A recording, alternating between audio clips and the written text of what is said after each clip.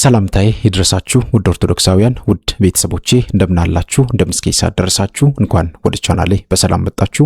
በዛሬው ቆይታችን እንደተለመደው አዳዲስ ቪዲዮችን አዘጋጅቻለሁ። አብራችሁን ከቆያችሁ ብዙ ነገር እንማማራለን። የሚያነቁ የሚያበረታቱ ቪዲዮችን አዘጋጅቻለሁ። በቀጥታ ወደ ቪዲዮ እንሄዳለን። ሌሎቹ ደግሞ የመተቱባቸውን ሰዎች እዚህ መጡ አልመጡ እያሉ ተከታትለው ይመጣሉ፣ አብረው ይመጣሉ። እዚህ ሆኑና እንዳትጋለጥ አደራ፣ በምንም መንገድ እንዳትወጣ፣ እዛው ድፍን ብለህ ቁጭ በል እያሉ መልእክት ያስተላልፋሉ። ሁለቱም መጥተዋል እኮ መታችም ማስመታችም መጥተዋል። እንዳይወጣ ይጸልያሉ፣ እንዳይወጣ። ሌሎቹ ደግሞ ብዙ መዳን ይፈልጋሉ። መትተው በሰው ላይ መትተው እነሱ ላይ ደግሞ ሌሎች መትተውባቸዋል። ሰው የዘራውን መልሶ ያንኑ ያጭዳል። መተት የዘራ በመተት ይሞታል፣ ያው አይቀርም። ከዛ ምን ይላሉ? አንተ ሚስጥር እንዳታወጣ አይደራህን፣ ብትወጣ እንኳ ይሄ የተመተትከው ብቻ ውጣ፣ ሌላ ነገር እንዳትናገር ብለው ከሰይጣኑ ጋር ይመካከራሉ። ምክንያቱም የነሱን ነገር እንዳይወጣ ይፈልጋሉ። እኛ ምን ያደርግልናል ሰው ንስሐ እንዲገባ እንጂ የክፉ መንፈስ ሚስጥር ጉዳቱና አጥቂነቱ ብቻ እንድንባርበት እንጂ አይዟችሁ የእናንተን ሚስጥር አናወጣም። ይሄ ምን ያደርጋል? እንደውም ሹክ ካላችሁን እኮ ችግር የለም። ከዚህ በፊት እስጢፋኖስ የጥይት መከላከያ አርጌ ነበረ አሉ ሰውዬ። የት ጋር? ይኸው በቀኝ በኩል ነው ያደረጉ። ከዛ በቀኝ በኩል ሲመታ ወጣ፣ በቃ አለቀ። ባይናገሩ ኖሮ አይወጣም። ለጥይት መከላከያ የተባለው ሰይጣን ነው። ጥይቱ በሚተኮስበት ጊዜ የሚተኩስበት ሰው ጋር ሄድና መንፈሱ ያውቀዋል፣ አፈሙዙን ዞር ያደርጋል። ስለዚህ አይመታውም። ግን ይህን መከላከያ ሳያደርግ አባቴ ጌታዬ ፈጣሪ አንተ ነህ ብሎ ነው ሰይጣኑ ማለት ነው። ሌላ አገዛዝ ነው፣ ሌላ አይነት ሞት ነው። በህይወቱ ሞቶ ነው ያን የሚያደርገው። አንዳንዶቹም እንደዚሁ ያደረጉትን ነገር እንዳይወጣባቸው እንዳይጋለጥባቸው መጀመሪያ ኢንፎርሜሽን መስጠት ነው። ንጹህ የሆነ መመለስ ከፈለጋችሁ ይሄ ነው መንገዱ። አይ እኔ ነኝ በጎረቤት ያረኩት፣ ስለዚህ እግዚአብሔር ይቅር እንዲለኝ ይሄ ሚስጥሩ የተጠበቀ ይሁን አስቀድሞ ካላችሁ እኮ ችግር የለም። ዝርዝር ውስጥ አይገባም። ደግሞም እዚህኛ ጉባኤ ከሌ መተተ ከሌ ያልመተተ የሚባል ነገር የለም። መንፈሱን ጠላትን ብቻ ማስወገድ ነው። የመከር ጊዜ ሲደርስ እንደዚህ ነው። እግዚአብሔር ስሙ የተመሰገነ ይሁን። መምህር ተስፋዬ እኔ ባለ ሀብት ነኝ፣ ግን አሁን ያልጋ ቁራኛ ሆኛለሁ አለኝ። ይህ ምን ነው ስለው ጊዜ አንዲት መንደርተኛ ብጥስጣሽ ሳንቲም ፈልጋ ለእሷ 5000 ብር ብርቅ ሆኖባት፣ እኔ 5 ሚሊዮን ብር በወርና በሁለት ወር ማገኝ ሰውዬ ነኝ። 5000 ብር ብርቅ ሆኖባት መንፈስ ላከችብኝ አለኝ። አዎ ኧረ እሱ ብቻ ለ50 ብርም ለ100 ብርም በየመንገዱ ለዚህ ብለው የሚደግሙ ሰዎች አሉ። ሰይጣን እንደዚህ ያርጉ ይልካሉ አለኝ። አዎ አንተ ራስህ ሀብት ያገኘው ግን በምንድን ነው ስለው ና ጉዴን እነግርሃለሁ ነው ያለኝ። ከዛ ለሀብት ንብረት ብሎ በስነ ስርዓቱ በጣም ብዙ ነገር እና ሚስቱ አሁን ጴንጤ ሆናለች። የፈታችው ሚስቱ ያኔ የመጀመሪያ ልጃቸውን እንግዲህ አስቡት፣ የመጀመሪያ ልጃቸውን ለሰይጣን ከገበሩ ሀብት እንደሚያገኙ ነው የተነገራቸው። ይችኛዋ ሚስቱ ሳትሆን የመጀመሪያ ሚስቱ እና አገባትና በድል ባለ ሰርግ አግባት ነው የተባለው። በጠንቋይ ነው የታዘዘው። ባይዘው ድል ባለ ሰርግ አገባት። ከዛ ከሷ የምትወልደው ልጅ እነቃው ነው ያለው። እንቃገፍ ለፊት ይግደለው። ከዛ የተወለደው ልጅ ማነቅ ከበደውና እኔ አልቻልኩም፣ እኔ ይሄንን እንደዚህ ማድረግ አልችልም፣ የገዛ ልጄ እንደዚህ አድርጌ እንዴት አደርጋለሁ ሲለው ጊዜ በል እንግዲያውስ እኔ ይሄን ልጅ ወስደዋለሁ አለ። ልጁን ገደለው መንፈሱ፣ ጠንቋዩ ማለት ነው። ልጁ ሞተ። ከዛ እንደገና አሁንም እንድትጸንስ አድርጋት፣ ከዛ በኋላ እኔ ራሴ ግብሬን ወስዳለሁ አለ። ከዛ ጸነሰች። መጠጥ ጠጥቶ እንዲመጣ ከወንድ ጋር እንድትተኝ እርጉዝ ሆና ከቀደመ ፍቅረኛዋ ጋር ስትነጋገር አገኛት። ሚስቱ ያቺ የበፊት ሚስቱ ነው የምላችሁ። ከዛ በኋላ እንዴት እኔን ትተሽ ከዛ ከተሹ ፍቅረኛሽ ጋር ትነጋገሪያለሽ ብሎ በቦክስ በካልቾ ሲላት ሆዷን ጽንሱ ወረደ። ከዛ በኋላ ደሟ ፈሰሰ። ሴትዮዋ ከዛ በኋላ አልፈልግም ብላ ያው ተረፈች። በእርግጥ ግን ልጁ ወረደ። በሆስፒታል ምናምን ደሙን አገኘ፣ መንፈሱ ግብሩን አገኘ፣ ሀብታም ሆነ። ከዛ ጠንቋዩ ደወለልኝ አለ። አትመጣም ሀብት ካገኘህ በኋላ ለምትወኝ ሲለው ጊዜ እንዴ ጌቶች እርሶ ነዎት እንዴ አለ። እሱ ሌላ ቻንስ መስሎታል። እኔ ነኝ እንዴ ግብሬን እኮ በምፈልገው አገኛለሁ ብዬ ነበር አለው። አሁን ፈርቶት ከሱ ጋር መኖር ጀመረ። ይሄ ሰውዬ አሁን ያልኳችሁ ያ ደብተራ ነው ማለት ነው። የደብረ ብርሃኑ ደብተራ ነው። አሁን አርጅቷል። አንተ ያልኩት እኔ ክብሩን እንትኑን አዋርጄው በቃ ሽበቱም አልታይ ስላለኝ ነው። አርጅቷል። ያኔ ወጣት ነበር። አብረውን ያረጁት እና እስካሁን ድረስ በወር 500 ሺህ ብር ይሰጠዋል። የሚያገኘው ገንዘብ ምን ቢሆን ነው? ምን ስራስ ቢሰራ ነው በወር 500 ሺህ ብር የሚሰጠው? ሰውየው ምን ተርፎት ያኛው ይገርማል። እና ከሰውየው ጋር የተቆራረጥ ነው የዛሬ 6 ወር ነው አለ። ለምን ሲባል 500 ሺህ ብሩ ከፍ ማለት አለበት። እንዴ የማገኘው ይሄን ነው፣ አንተም እንዳገኝ ያደረከኝ ይሄን ብቻ ስለሆነ ለአንተ 500 ሺህ ብር ለኔ 500 ሺህ ብር ይተርፈኛል፣ ሌላ ብር ማግኘት አልችልም። ስለዚህ እባክህን ምናምን ብሎ ለመነው። ከዚህ የተነሳ ተቆራረጡ። ያም ሰውዬ በብዙ ብር ስላለው ተወው፣ ጠንቋዩ ማለት ነው። ያ ደብተራው ተወው፣ በቃ ተቆራረጡ ማለት ነው። ክፉም ነገር አላረገበትም፣ አልተበቀለው፣ ምንም አላለውም። ግን መንፈሱ ውስጥ ያለው መንፈስ ግን ያው አብሮት ነው ያለውና የመሰለው ይሄ ሰውዬ የሆነ ነገር አድርጎኝ ነው የታመምኩት ብሎ ነው የሚያስበው። ያኔ በኋላ ላይ ሴትየው ነገር እንዳደረገች ሲያውቅ ወዲያውኑ ወደዚህኛው ያዞረው። በሉ በተኛሁበት አሁን እግሬን ቅባ ቅዱስ ልቀባ ካህን ጥሩልኝ ምናምን ብሎ በቃ መደረግ ያለበት ነገር ሁሉ ሊደረግለት አደረገ። ተነሳ፣ በሳምንቱ ተነሳ። ራሱ በመኪና እየነዳ መጠመቅ ጀመረ። ከዛ ማን ይቻለው በሰንሰለት ተይዞ ከግድግዳ ጋር ታስሮ ነው የሚጠመቀው። ኃይለኛ ነው። እኔ ወንዱ ይላል በቃ። እና ደግሞ እንደ ግመል ዝንጀሮ ያረጋል፣ ደረቱን ይመታል። ከዛ ልጆቹ አረ መምህር እንደ ዝንጀሮ ደረቱን ይመታል እንደ ቺምፓንዚ ምናምን አለ። ስለዚህ ይሄ ደረቱን የሚመታው ወይ መስተፋቅሩ መንፈስ ነው፣ ሴትዮዋ ያደረገችው ነገር አለ ማለት ነው ብለን ከሴትዮዋ ጋር መገናኘት አለብኝ ብዬ ደወልኩኝ። እኔ ናት እንዴት ነው? እግዚአብሔር ይመስገን። ይሄን ቪዲዮ ሲመልከቱ ቴሌግራም ላይ አዩትና ከ3 ሰዓት ነው ምናምን በኋላ ደወሉልኝ። የ1 ሰዓት ተኩል ምናምን ቪዲዮ ነው። ደወሉልኝና ልጄ ያሉኝ። አቤት ማነህ አንተ ያሉኝ። እኔ መምህር ተስፋ ይባላለሁ። ዩቲዩብን ገብተው ይመልከቱ፣ ራስዎትን ያድኑ፣ ምንም ችግር የለውም፣ አይዞት። መስተፋቅር ያደረጉት ሀብቱን ፈልገው ነው። በቃ አግኝተዋል ሀብት፣ ችግር የለውም። ልጆቹም ወልደዋል። የተሳስተው ነው። ደብተራ ጋር መሄድ እንደ ተራ ነገርና እንደ ልማድ ስለሚቆጠር ነው። አሁን ግን መንቃት አለብዎት አልኳቸው። እግዚአብሔር ይስጥህ በል በዩቲዩብ ምናምን አወጣለሁ እንዳትላልኝ። አይ እንደዚህ ነገር የለም እኔ ጋር ይግቡና ይመልከቱ ዩቲዩብን አልኳቸው። እሻሉ ገብተው አዳመጡ። ትልቅ ሰው ናቸው፣ የተረጋጉ ናቸው። ልጆች ይሳሉ ልጆቹ እንደዚህ እንደዚህ ማለት ብዬ በደንብ አድርጌ ዘርዝሬ ያለውን ነገር በሙሉ ለእናንተ ነገርኳቸው። እዛ ደሃ መንደር ሄደው ደሃ አፍቅረው ነው አሉኝ። አዎ ይሁን ችግር የለውም እኔ አውቀዋለሁ ያ መንደር ችግር የለውም። ለማንኛውም ሰውየው ዳነ አሉኝ። አዎ በምን ተጣላችሁ ስለዚህ ጊዜ? አይ ተው እሱ ተራ ነገር ነው አሉኝ። ግድ የለም ንገሩኝ አልኳቸው። አሁን እሱን ተውና መጥቻ ያዋሉ አሉኝ። እሺ ይምጡ አልኳቸው። በሳምንቱ መጡ። ልክ ከበር እንደገቡ እንደሞተ ሰው የኔ ባል እባክህን ማረኝ። እንግዲህ ልክ የሆነ ሰው ሲሞት እንዴት ነው ምን ሆነብኝ ነው የኔ እናቴ በሉን እያለቀሱ እንደሚገቡ ሴትዮ አለቀሱ። የኔ ባል የልጅነት ባሌ እኔ እኮ አውቄ አይደለም ተሳስቼ ነው ሲሉ ጊዜ በረንዳ ላይ ቁጭ ብሎ ነበር። ኧረ ሴትዮ ዝም በይ በቃ ዝም በይ። እንዴት መጣሽ? እኔ አልነገርኳቸውም፣ ሰርፕራይዝ ላደርጋቸው ብዬ ነው። ቀድሞኝ ገብተዋል ሴትዮዋ። ከዛ እንዴት መጣሽ? አይ መምህር ተስፋዬ ደውሎልኝ እንደዚህ አድርጎ እንደዚህ። አንቺ ጋር ደወለ ወይ ጉድ አሉና ሰውየው ደወሉልኝና መምህር አሉኝ። አቤት ሚስቴ እኮ መጣች። ወይ ሳይነግሩኝ አልኳቸው። መጣች አሉኝ። ከዛ ሄድኩኝ በራይዱ ወዲያው ሄድኩኝና ማዘር ምን ነው ሳይነግሩኝ አልኳቸው። ምን ነው ችግር አለ አሉኝ። አይ እርሶ ጋር ያለው እንደገና ደግሞ ጸብ እንዳይፈጠር ብዬ ነው። ምክንያቱም መጀመሪያ መስተፋቅሩ ባለቤቶት ላይ ያረፈው ከእርሶ ስለሆነ መስተፋቅር መንፈስ ስለሆነ እንደዚህ አታውራ በድፍረት ያሳፍራል እኮ አሉኝ። ግድ የለውም እርሶም ይጠመቃሉ። ያላዩት ቪዲዮ ደግሞ አላሉና ከፈትንላቸው ቪዲዮ ከበረንዳ ወደ ቤት ገብተን ማለት ነው። ከዛ ሲያዩት በጣም ደነገጡ።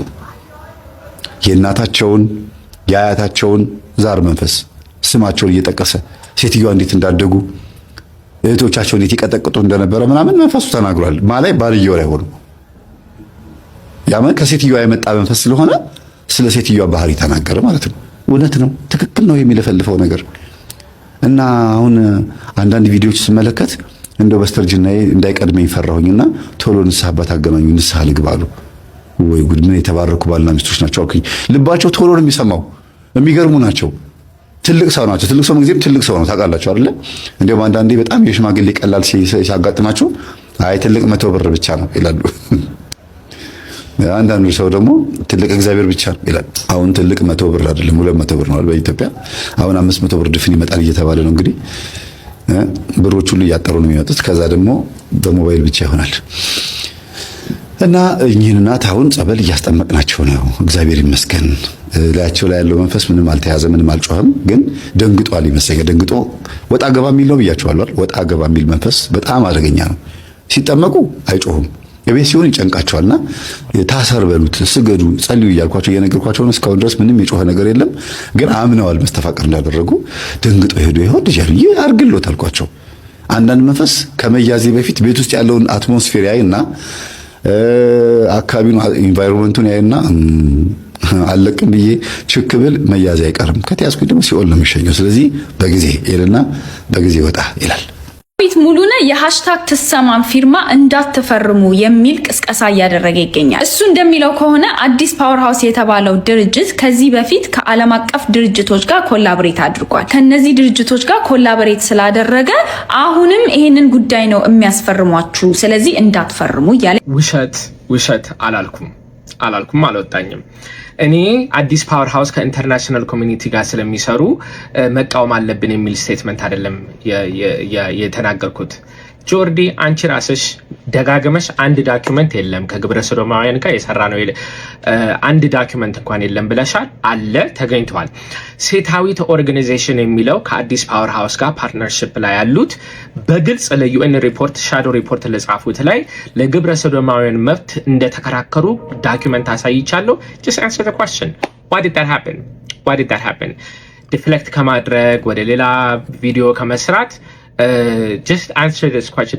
አንድም ዳኪመንት የለም ብለሻል። ይኸው ዳኪመንቱ ለዩኤን ላይ ሻዶ ሪፖርት ላይ ስለ ግብረ ሰዶማውያን መብት ተከራክረዋል። answer that question. that's all we want to know.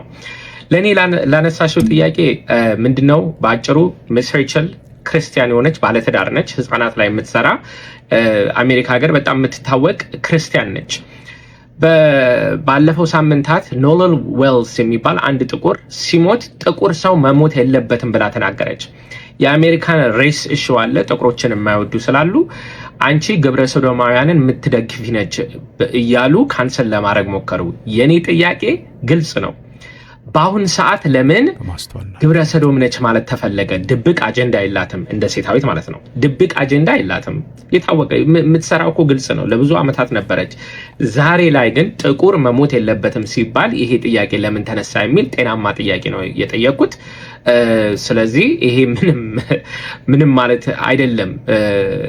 ባይ ዘ ዌይ ሚስ ሬቸል ኢንዲቪጁዋል ነች፣ ክርስቲያን ነች፣ አሜሪካዊት ነች።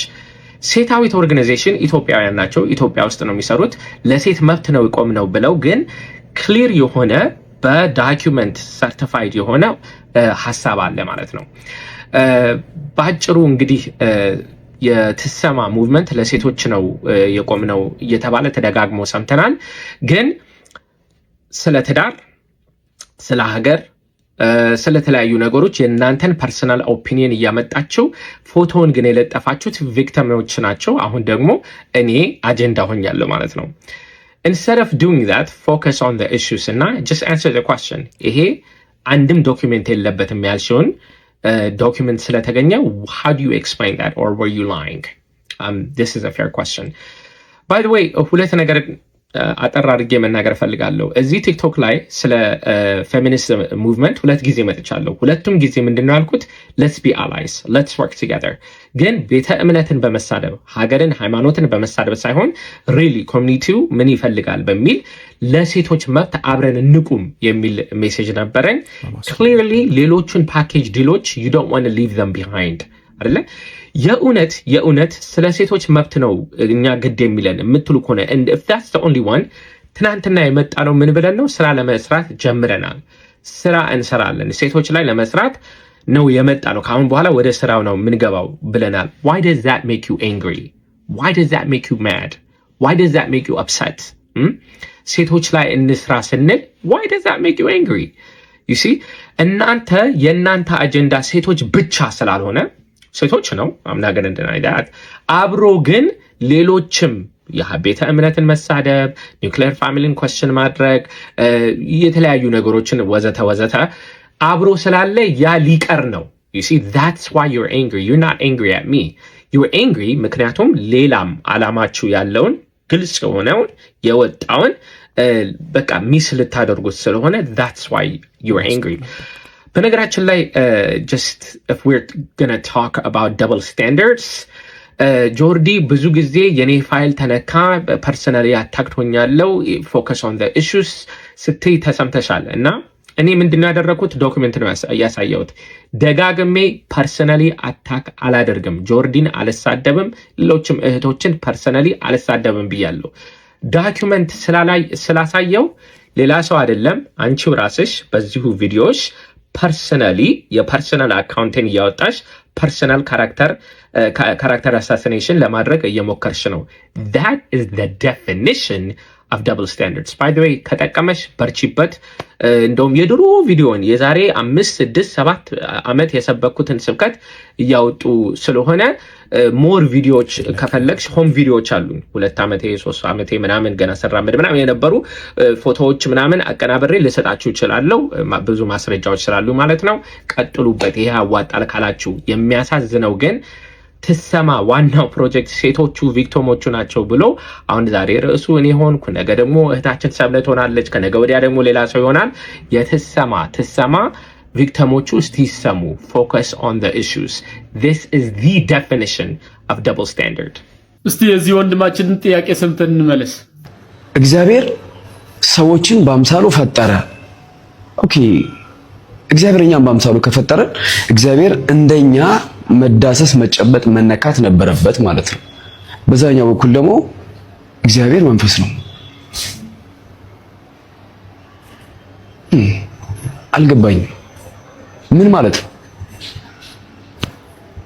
አልገባኝም አስረዱኝ መልካም ይህንን ቪዲዮ ከደረሳችሁ በደንብ አድርጋችሁ ሼር ሪፖስት አካውንቲን ስለተመታ አንዳንድ ቪዲዮም እየወረደብኝ ስለሆነ ከቻላችሁ 10 ኮፕሊንክ አድርጉልኝ እና ይህ ወንድማችን ከመጽሐፍ ቅዱስ አንድ ሰው አስታወሰኝ ሐዋርያው ሥራ ምዕራፍ 8 ከቁጥር 30 ላይ የሚገኘው ኢትዮጵያው ጃንደረባ ባኮስ የሚባለው ሰውዬ የኢሳይያስ መጽሐፍ እያነበበ ፊሊጶስ የሚባል የኢየሱስ ክርስቶስ ሐዋርያ ወደርሱ ቀርቦ የምታነበውን ታስተውለዋለህ ሲለው የሚመራኝ ሳይኖር እንዴት ይቻለኛል አለው ከዛ ፊሊጶስም ቀርቦ አስተማረው ስለዚህ ወንድማችን በትህትና ይህንን ጥያቄ ጠይቆናል እኔ ደግሞ እንደ ፊሊጶስ ሳይሆን ከቤተክርስቲያን የተማርኩትን ልናገር እና ወንድማችን የጠየቀን ዘፍጥረት ምዕራፍ 1 ቁጥር 27 ያለው እግዚአብሔር በመልኩና በአምሳሉ ሰውን ፈጠረ የሚለው ነው በሌላም ደግሞ እግዚአብሔር መንፈስ ነው ብሎ ያነሳው ወንድማችን በዮሐንስ ወንጌል ምዕራፍ 4 ቁጥር 24 ላይ የሚገኘው እግዚአብሔር መንፈስ ነው የሚሰግዱለትም በመንፈስ ነው የሚለው ነው እና ወንድማችን እንዴት ነው ይሄንን ነገር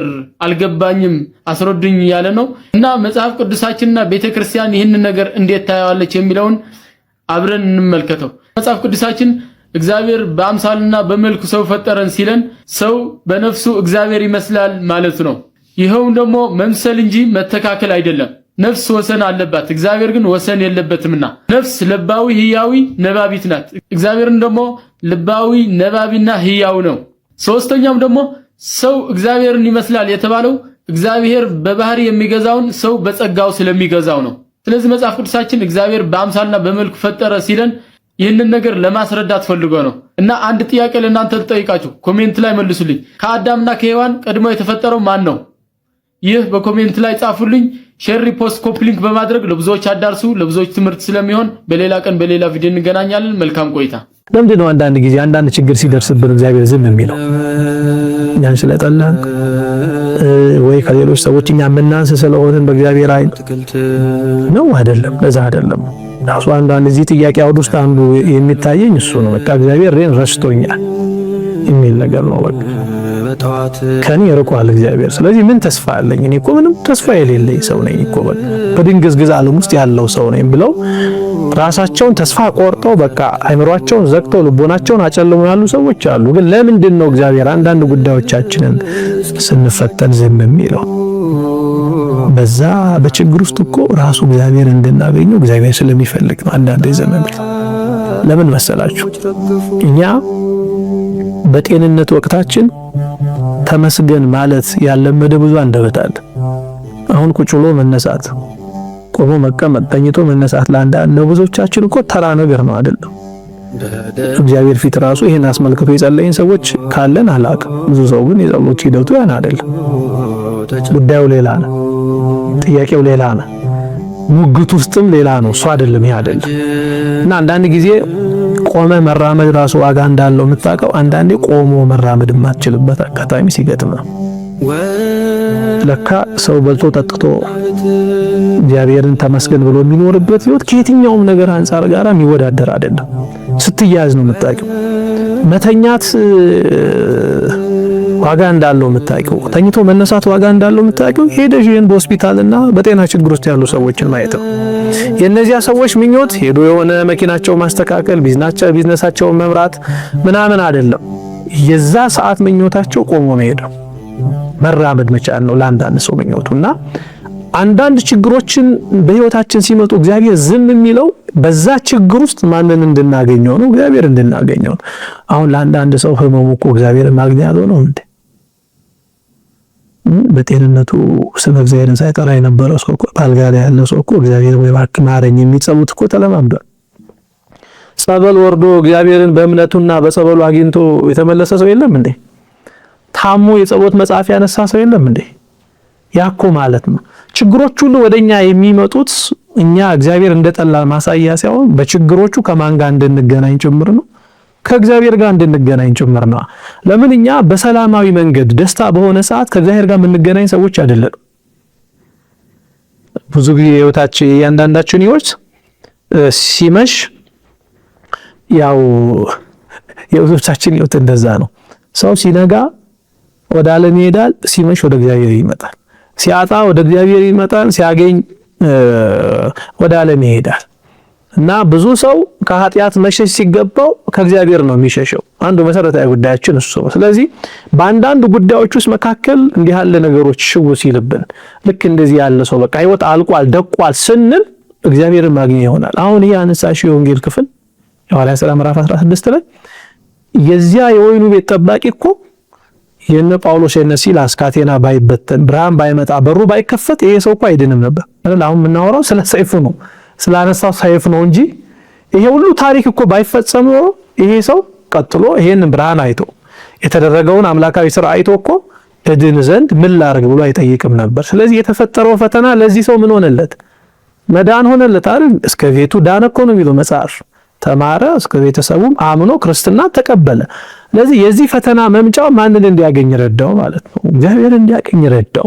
ስለዚህ የሆኑ ፈተናዎቻችን ሁሉ እግዚአብሔርን እንድናገኝባቸው የሚመጡ ናቸው። እኛ እንድንጠፋ፣ እንድንፈተን፣ ተስፋ እንድንቆርጥ፣ ከእግዚአብሔር እንድንርቅ እግዚአብሔር የሚፈልግ አምላክ ስለሆነ አይደለም። ሰው በጣም ለመታወቅ መጣር ያለበት በእግዚአብሔር ፊት ነው፣ በእግዚአብሔር ፊት ለመገለጥ ነው። ምክንያቱም ፈራሽ በስባሽ ነው። ቅዱስ ማር ይስሐቅ ምን ይላል መሰላችሁ? አይጽጻ ለትድምርትከ ምስለ ብዙሃን ሰብ ከመታጥር ይሰናይ። በጎ መዓዛን በጎ ክብርን ገንዘብ ልታረግ ብትወድ ከሰው ጋር ግርግር ማለትን ትኩረት መሳብን ቆርጠጣ ነው። ወምትር ተዛወኦ ምስለ ምውታን ከመትዛዋ ምስለ ሕያዋን። ከሕያዋን መላእክት ጋር ትጨዋወት ዘንድ ብትወድ ፈራሽ በስባሽ የሆነውን ሰው ተወው ይላል። ተግሂሶን ከቃሉ ጋር ናቸው። መለየት መራቅ፣ በጣም መሰረታዊ ነገር ይሄ ነው። የልብን ሰላምም ይጠብቃል፣ ህሊናን ያነጻል፣ ከእግዚአብሔር ጋር ያለንን ተላጽቆም ያጠነክረዋል። በአምጣነ ያረምም ልሳን እምተናግሮ ከማሁ ይበርህ ልብ ለፈሊጠ ጥበብ ወለፈክሮ። አንደበት ከጨዋታ ከቧልት ግርግር ከማለት ሲነጻ ያን ጊዜ ልቡና የመለኮትን ነገር አውጥቶ ለመናገር የበቃ ይሆናል። በአምጣነ ይትጋስ ብእሲ እምተደምሮ ወእምተላጽቆ ምስለ ሰብ ከማሁ ድልዎ ይከውን ልቡናሁ ለተላጽቆ ምስለ እግዚአብሔር። ሰው ከሰው ጋር ግርግር ማለትን ትቶ ራሱን ለይቶ ለእግዚአብሔር ልቡናውን ንጹህ ማደሪያ አድርጎ ሲያቀርብ ያን ጊዜ ከእግዚአብሔር ጋር ለመገናኘት ንጹህ ይሆናል። ኔትወርኩ ያው ኔትወርክ ማይገባበት ቦታ አለ አይደለ? ጉድጓድ ምናምን። ግርግር ማለት ከእግዚአብሔር ጋር የምንገናኝበት ኔትወርክ ማይሰራበት ማለት ነው። ከፋቻል ከዛ ሲስተም ሲወጣ ሰው ፍንትው ያለ ጥርት ያለ ከእግዚአብሔር ጋር የሚገናኝበት ኔትወርክ ያገኛል ማለት ነው። ሲጀመር ሰው አወቀልን አላወቀልን ቁም ነገር አለው። ፈራሽ በስባሽ ሰው ቢያውቀው ባያውቀው ምን ጥቅም ይገኛል? መታወቅ በማን ዘንድ ነው? በእግዚአብሔር ዘንድ ነው። በዓለም ላይ ብዙ ቢሊየን ህዝብ አውቆህ እግዚአብሔር አላቀህም ከሚልህ የዚህ ዓለም ሰው ሳያውቅህ እግዚአብሔር ንኦ ሀቤ ብሩካኑ ላዌ አባቴ ብሩካን እያለ ወይ ጽወል ላባቢው በባስማት ይሆን በጎቹን በየስማቸው ይጠራል ይሌለ በስምህ ጠርቶ ና ወደኔ ቢል አይሻልም? ይሻላል። በዚህ ዓለም የሚኖር ሚሊየን ሰው ሳያውቅን ቀርቶ በወዲያኛው ዓለም ያሉ ቆጥረን የማንጨርሳቸው መላእክት ቢያውቁን አይሻልም? አሁን ልብ አድርጉ። በየምድረ በዳው ወድቀው የሚጋደሉ በጣም ብዙ ቅዱሳን አሉ። እኛ እናውቃቸው። በዚህ ዓለም ፌመስ አይደሉም። በወዲያኛው ዓለም ግን ፌመስ ናቸው። እነ ሚካኤል እነ ገብርኤል በሙሉ ያውቋቸዋል። በዚህ ዓለም የፈመሰው ደግሞ በዚያኛው ዓለም ላይ ይታወቅ ይችላል። ገብታችኋል? በዚህ ዓለም ታውቆ በወዲያኛው ዓለም ከመረሳት እግዚአብሔር ይጠብቀን። ውድ ቤተሰቦቼ እንግዲህ ይህንን መልእክት ይህንን ቪዲዮ ለብዙ ሰዎች ተደራሽ እንዲሆን ሼር አድርጉ። ብዙ ነገር የተማርንበት ነበረ፣ ብዙ ሀሳቦች የተነሱበት ነበረ። እናንተም የሚሰማችሁን ስሜት በኮሜንት ላይ ሼር ማድረጋችሁን ማጋራታችሁን እንዳትረሱ። እግዚአብሔር አምላካችን ከሁላችን ጋር ይሁን፣ የተማርነውን ለበረከት ያደርግልን። በያላችሁበት በርቱ፣ ጠንክሩ። እንግዲህ እግዚአብሔር አምላካችን ሁላችንንም ያግዘን ያበርታን። ሰላም ሁኑልኝ። በቀጣይ በሌላ ቪዲዮ እንገናኛለን። እስከዛው ድረስ በያላችሁበት በርቱ፣ ጠንክሩ። ይቆየን። አሜን።